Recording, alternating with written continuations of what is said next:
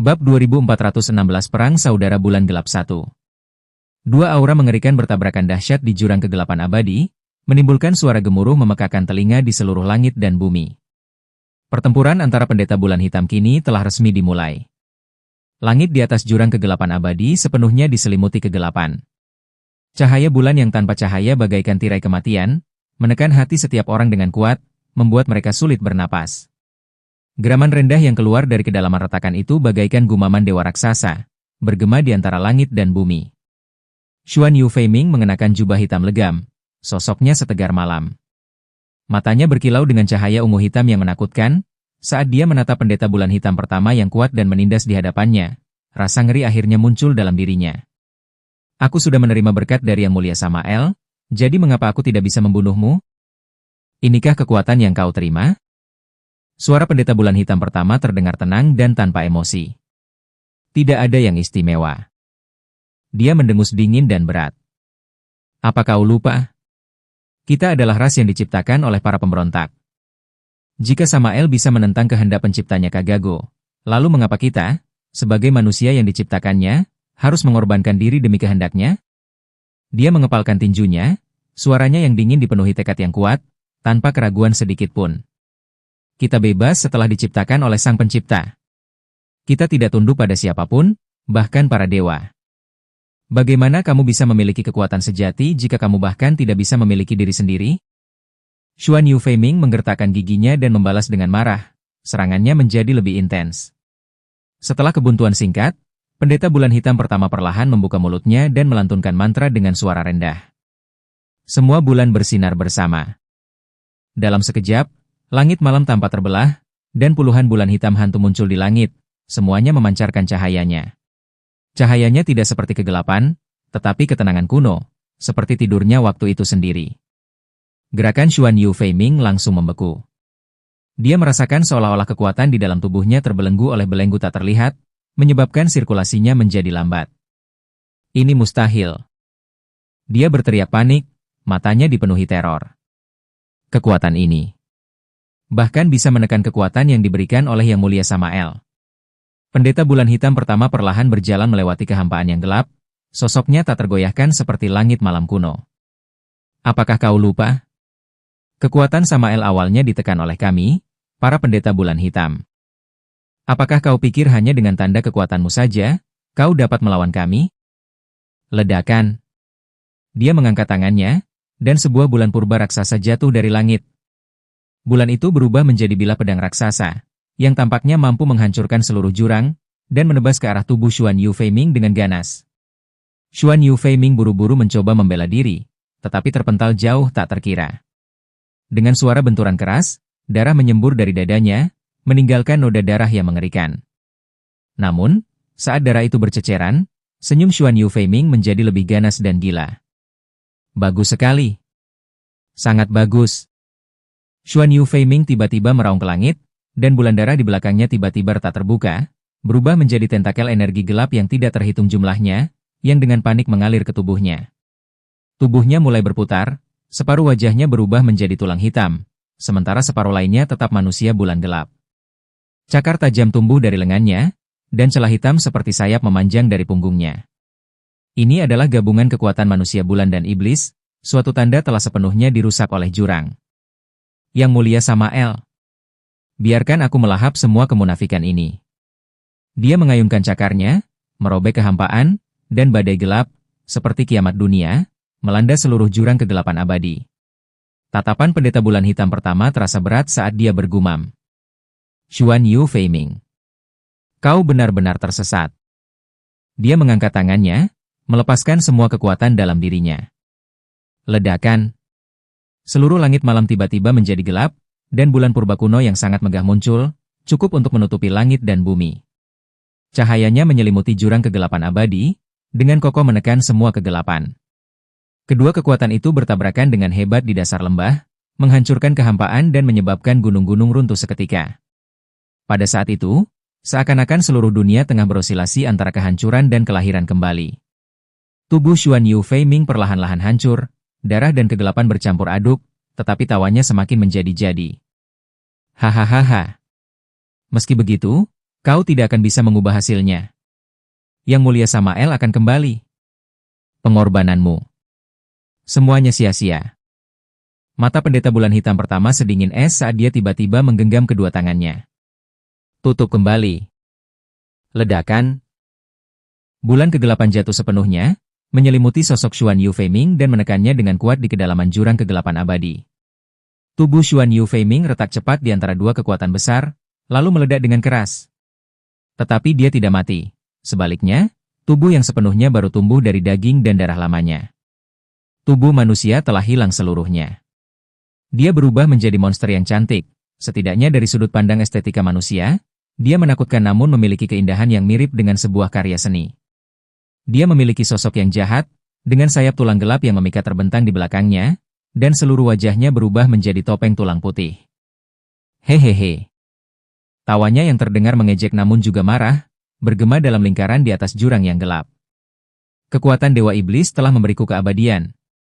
Bulan kegelapan Misa. Tidakkah kau menginginkan kekuatan ini? Dia membelai tubuh barunya dengan kenikmatan yang membahagiakan. Mari, bergabunglah denganku. Kau juga akan menerima hidup yang kekal dan kekuatan yang luar biasa. Tidak ada sedikit pun emosi di mata bulan kegelapan Misa. Kamu sudah benar-benar jatuh. Sepertinya kau lupa kenapa kita memutuskan untuk putus dengan Samael. Sekalipun Kagago, sang pencipta alam semesta, ingin menghancurkan suatu ras, dia setidaknya akan mematuhi aturan dunia material yang dia ciptakan. Namun, para Drucker, seorang dewa raksasa yang memiliki emosi dan kebijaksanaan seperti manusia, sama sekali tidak memiliki prinsip. Hanya orang bodoh yang akan percaya janji-janji yang mereka buat. Begitu pendeta pertama selesai berbicara, dia melepaskan kekuatan mengerikan lainnya, bertabrakan dengan sangat dahsyat dengan Xuan Yu Feiming. Jauh di dalam jurang kegelapan abadi, dunia tampak diselimuti tirai keheningan yang mematikan. Tidak ada cahaya di sini, hanya energi hitam merah yang mengalir keluar dari celah-celah kekuatan Samael, sumber kehancuran dan kekacauan. Seluruh lembah seakan diaduk-aduk oleh napas binatang raksasa. Udara terasa berat, membuat orang merasa sangat tertekan hingga hampir mati lemas. Suara gemuruh dari dasar jurang itu bagaikan guntur kuno, gemuruh yang dalam di telinga, membuat orang tidak dapat membedakan apakah itu getaran alami atau raksasa Drucker yang sedang bermimpi. Udara dipenuhi aura korosif yang membuat pikiran orang gelisah, seolah-olah seseorang dapat ditelan kapan saja. Tepat di tepi tempat yang mengerikan ini, Pastor Orion dan Suster Leibniz berlutut dengan penuh hormat, di hadapan mereka terbentang salinan terbuka dari buku terlarang, Kitab Wahyu. Halaman-halamannya bergerak tanpa angin, memancarkan cahaya suci berwarna putih susu, namun cahaya ini tidaklah murni. Itu bercampur dengan cahaya hitam merah dari jurang, membentuk rona yang menakutkan. Seolah-olah kesucian dan penghujatan memiliki asal yang sama, serta terang dan gelap saling terkait pada saat ini. Bab 2417 Perang Saudara Bulan Gelap 2. Suster Leibniz bernyanyi lembut, suaranya terdengar seperti sedang menangis atau berdoa. Suaranya sendu dan halus, menembus celah-celah jurang, seolah membangunkan makhluk yang sedang tertidur. Pastor Orion memasang ekspresi tegas, matanya berbinar-binar antara kesalehan dan kegilaan. Untaian energi hitam merembes keluar dari celah-celah, tertarik ke salinan Kitab Wahyu. Dan mereka yang memanipulasi Kitab Wahyu pasti terpengaruh oleh kekuatan gelap ini. Kekuatan itu dingin, kuat, dan menusuk jiwa, namun juga menghadirkan kekuatan yang tak tertandingi. Tindakan halus mereka tidak disadari orang lain, karena para pendeta bulan hitam lainnya sedang fokus sepenuhnya pada dua orang yang terlibat dalam pertempuran terakhir. Kekuatan yang dua dari empat penunggang kuda kiamat, tahta suci. Kekuatan yang mereka curi dari Samael di jurang kegelapan abadi hanyalah sebagian kecil saja. Jari-jari Pastor Orion sudah sedikit gemetar karena suntikan kekuatan ini. Namun suaranya setegas batu. Leibniz, inilah kehendak Tuhan. Hanya dengan menanggung hujatan kita dapat menyelamatkan semua makhluk. Air mata Leibniz diam-diam mengalir turun, menetes ke halaman buku, hanya untuk segera ditelan oleh cahaya putih susu. Suaranya serak, seolah sedang membenarkan diri. Jika ini takdir, aku rela menjadi alat kesedihan. Sekalipun aku dikutuk, sekalipun aku jatuh ke dalam kehancuran, aku akan memastikan kebaikan yang lebih besar tercapai. Tidak menyadari bahwa tindakan mereka secara halus mengubah keseimbangan kekuatan di jurang kegelapan abadi. Energi hitam merah tua melonjak, dan gemuruh jurang semakin lama semakin hebat, seolah-olah ada sesuatu yang menanggapi keserakahan mereka. Perasaan tertekan di udara tiba-tiba meningkat, dan tanah bergetar secepat detak jantung. Akan tetapi, saat mereka tengah asyik dengan suka dan duka, udara tiba-tiba membeku. Gejolak langit dan tanah terhenti dalam sekejap, seolah-olah semua gelombang telah diredam oleh kekuatan yang lebih tinggi. Itu adalah aura yang tidak terlukiskan, dingin, tajam, dan tak terbantahkan seperti sebuah penghakiman. Indra keenam Pastor Orion dan Suster Leibniz mendeteksi niat membunuh yang mengerikan itu. Mereka tidak perlu berbalik untuk mengetahui siapa yang ada di belakang mereka. Mereka tidak mati di hutan matahari gelap. Pastor Orion menggertakkan giginya, matanya penuh kekecewaan. Meskipun kita tidak bisa membunuh mereka, setidaknya kita harus memberi mereka cukup waktu. Mereka benar-benar sekumpulan sampah. Dia dengan marah mengumpat pada Daolan dan pembunuh misterius itu. Ketika mereka tiba di sini, Paus Alexander X telah memperingatkan mereka bahwa pasukan aliansi manusia ini bisa saja menjadi penghalang bagi misi mereka. Chaos, khususnya, dia mungkin menjadi masalah terbesar mereka. Itulah sebabnya mereka menggunakan kekuatan Xuan Yu Feiming untuk memasang jebakan, dan memikat Zhang Yi dan yang lainnya ke hutan matahari gelap. Namun siapa sangka, hanya dalam waktu sehari, mereka tidak hanya berhasil menuntaskan misi mendapatkan kembali percikan api, tetapi juga menemukan tempat ini. Mungkinkah misi mereka juga telah terungkap? Pastor Orion dan Suster Leibniz menjadi agak bingung. Jika tindakan mereka sudah ketahuan, mengingat gaya Zhang Yi dan kelompoknya, mereka pasti akan membunuh semua ksatria Templar yang hadir di sini. Mereka bisa saja mati, itu tidak menjadi masalah. Tetapi mereka harus membawa kekuatan Samael yang dicuri ini kembali ke Baitigan. Pada saat ini, Zhang Yi memimpin semua orang ke jurang kegelapan abadi. Saat Zhang Yi melihat ksatria Templar, tidak ada sedikit pun ekspresi terkejut di matanya. Pada hari pertama mereka tiba di bulan, Zhang Yi menginstruksikan Gao Changkong untuk mengaktifkan kemampuannya, menggunakan Daolan sebagai referensi, untuk mengaktifkan kemampuan deduksi reinkarnasi. Gao Changkong telah menyembunyikan sesuatu darinya, sampai kemudian Zhang Yi menyuruh Yang Xinxin menembakkan panah ke arahnya. Pada saat itu, Zhang Yi mengetahui bahwa tahta suci dan Xuan Yu Feiming tergabung dalam sebuah sekte rahasia di antara orang-orang bulan yang disebut sekte penyegel yang hancur. Baru saja tiba di bulan, Zhang Yi sudah cukup terkejut mengetahui gosip yang begitu menarik. Tetapi sebagai pendatang baru, bahkan jika dia menceritakannya kepada orang lain, tidak akan ada seorang pun yang mempercayainya. Jadi dia tidak bicara, melainkan mengendalikan Gao Changkong. Ketika Choldoun, deduksi reinkarnasi, pertama berakhir, dia mengendalikannya untuk menggunakan kemampuannya pada Xuan Yu Feiming lagi. Dengan demikian, dia mengetahui segalanya, termasuk konspirasi antara tahta suci dan fraksi yang hancur. Ironisnya, orang-orang yang pernah menganggap klan bulan bercahaya sebagai malaikat, kemudian secara diam-diam melakukan kontak dengan sekte penyegel yang hancur. Mengenai alasannya, Zhang Yi tidak tahu. Mungkin saja orang-orang di tahta suci benar-benar memutuskan untuk mengorbankan seluruh umat manusia, agar mereka semua bisa masuk surga. Pada saat ini, Saladin, Morgan, Raja Arthur, dan lainnya memiliki wajah penuh kemarahan. Pengkhianat kemanusiaan.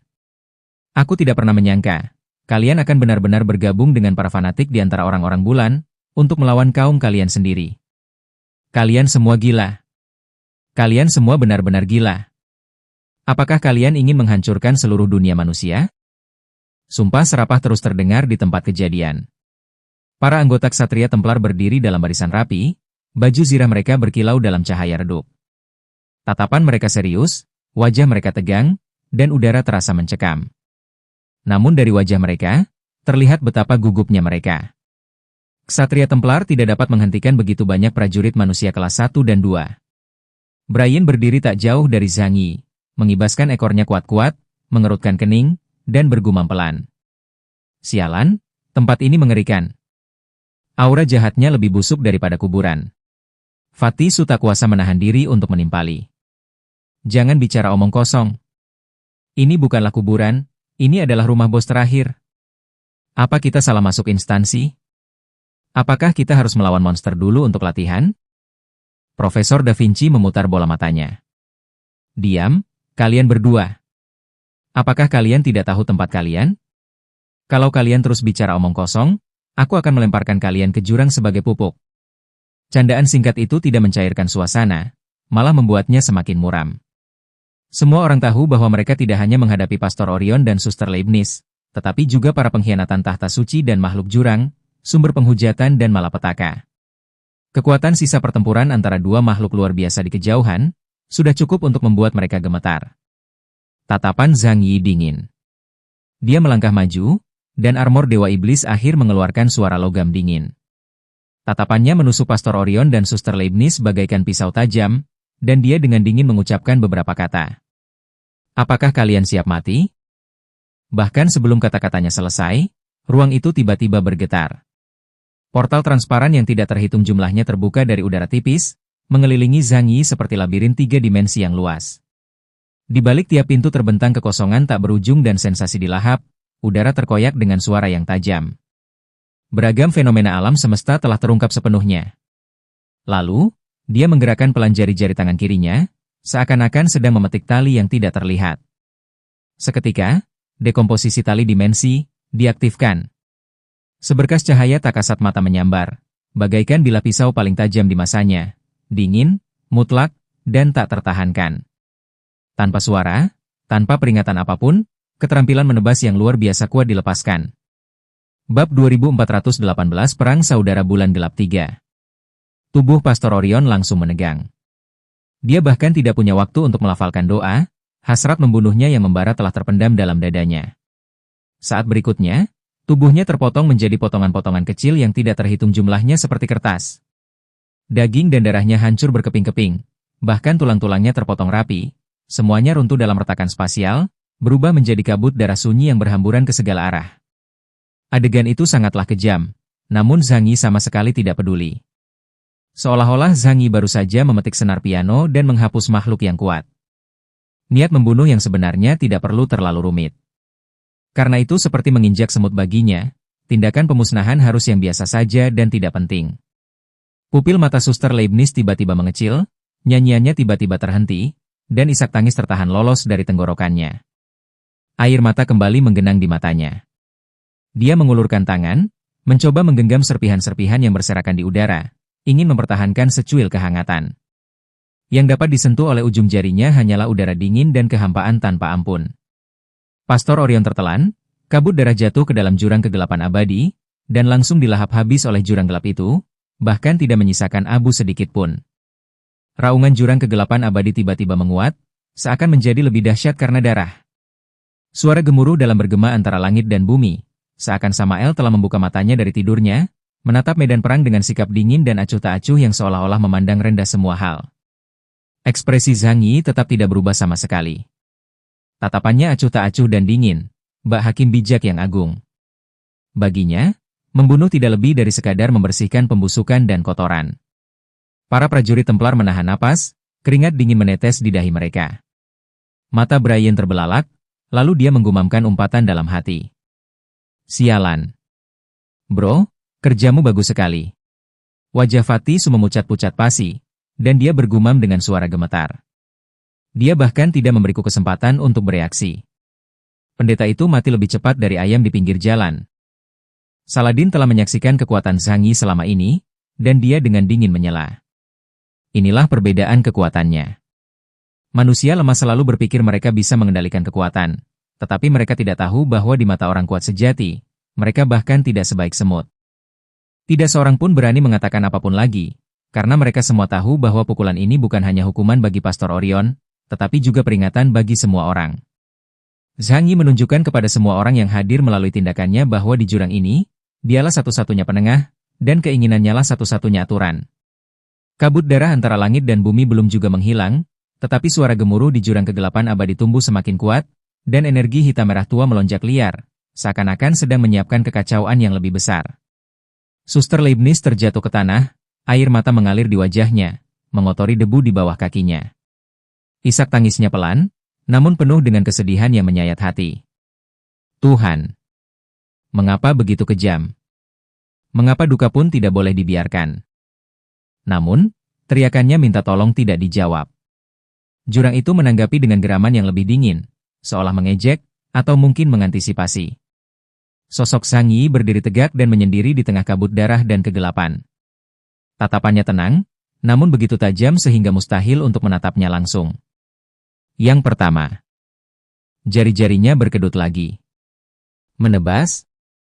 Tubuh malaikat matahari Midalen langsung meledak, hancur berkeping-keping menjadi kabut berdarah di udara.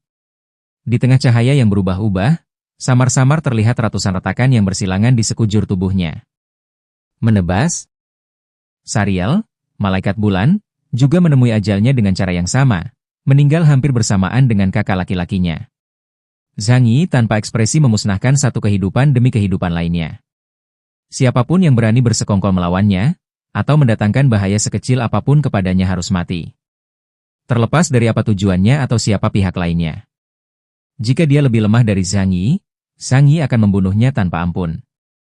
Namun, jika lawannya lebih kuat dari Zhang Yi akan bertahan sampai dia bisa membunuh mereka, dan kemudian menghabisi mereka tanpa ampun. Menebas, memotong. Pada waktu yang hampir bersamaan, seluruh ksatria Templar, para jenius yang dianggap elit di Eropa, langsung berubah menjadi mayat yang hancur. Darah mengotori tanah hingga menjadi merah, dan potongan daging bercampur dengan jubah suci dan baju zirah perak yang compang-camping, tampak seperti hidangan dadi darah pedas yang baru dimasak. Bahkan Raja Arthur dan yang lainnya sangat terkejut dengan tindakan Zhang Yi yang tegas dan kejam, hingga tubuh mereka menjadi dingin. Jika Zhang Yi dapat langsung membunuh Pastor Orion dan seluruh ksatria Templar, maka membunuh mereka mungkin tidak akan membutuhkan banyak usaha juga. Kabut hitam di jurang kegelapan abadi melonjak lebih hebat lagi, seakan-akan dapat merasakan perubahan dahsyat yang akan terjadi. Udara dipenuhi bau terbakar, dan bekas hangus yang ditinggalkan oleh benturan kekuatan. Pastor Orion, yang seharusnya telah meninggal, perlahan-lahan memadatkan tubuhnya dalam cahaya suci yang menakutkan. Daging dan jiwanya tampak dibentuk kembali dari kehampaan, dan disertai cahaya kitab wahyu, dia benar-benar berdiri lagi.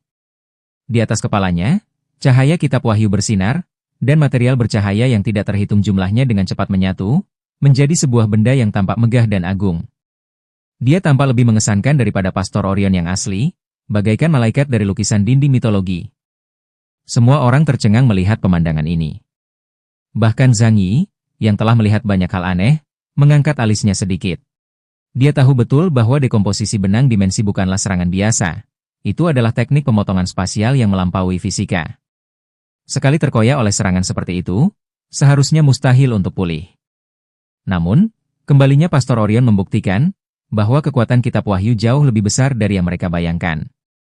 Mata Pastor Orion tidak lagi tenang. Tubuhnya terbakar dengan cahaya yang sangat terang, cahaya yang bercampur dengan rasa sakit dan kegilaan. Dia bergumam lirih, namun suaranya seakan bergema ke seluruh dunia. Tuhan menjaga aku, imanku tidak akan pernah musnah, dan begitu pula jiwaku.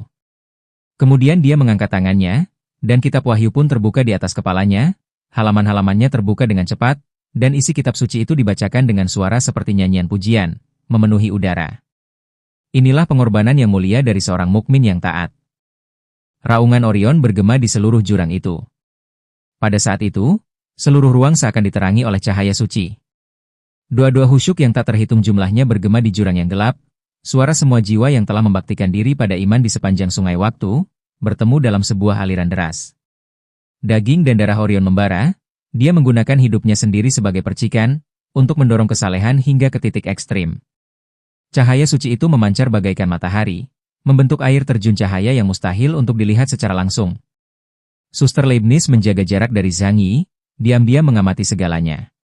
Sebelum dia bisa memahami apa yang Orion coba lakukan, dia langsung ditelan oleh cahaya itu dalam sekejap. Yang dilihat semua orang hanyalah tubuhnya hancur berkeping-keping dalam cahaya suci yang menyilaukan, seakan berubah menjadi pecahan-pecahan yang tak terhitung jumlahnya, dan disebarkan dengan paksa. Adegan itu begitu brutal sehingga semua orang yang hadir terdiam. Orion, mengapa dia membunuh rekannya sendiri? Mungkinkah dia juga telah dirusak oleh roh?